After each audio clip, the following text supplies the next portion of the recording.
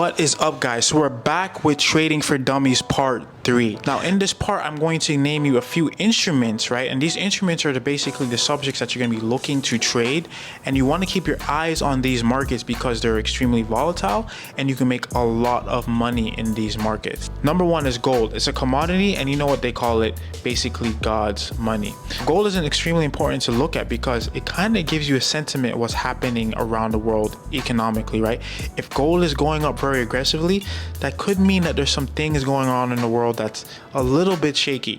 Usually price is dropping down with gold, right? That means there's a lot of peace going around. Things is really simple. There's nothing really big or a lot of tension going around economically. The next batch that I want to give you is indices. We have NAS 100, SPX, and the Dow. These indices are a basket of different stock companies in America. So NAS 100 is the top 100 non-financial companies. Those are usually big tech companies, tech, Microsoft, right? So when we're looking at that index, it basically is a good gauge to see what the tech sector is doing. Now SPX, or the S&P 500, is the top 500 publicly traded company. And that could be a mix of tech, healthcare, and a few other different sectors as well. Now the Dow Jones, or US 30, right, is an index measuring the top 30 huge companies like McDonald's, Coca-Cola, things like that. So if you want to have a good read on several different stocks at one time, a good thing to look at as these indexes. Now last but not least, of course, we're going to talk a little bit about crypto.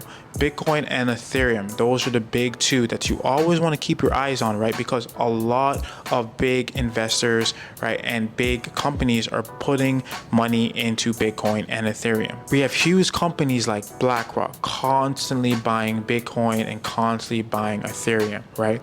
There's a lot of different companies. Tesla is one of them as well. Now, even though crypto is new, it is slowly becoming mainstream, and a lot of companies are going to start putting and involving investing money into Bitcoin and Ethereum. So it might be something you want to get involved in as well. But as always, when you're looking at any of these stuff, you got to make sure you're risking properly and maybe talk to a financial advisor.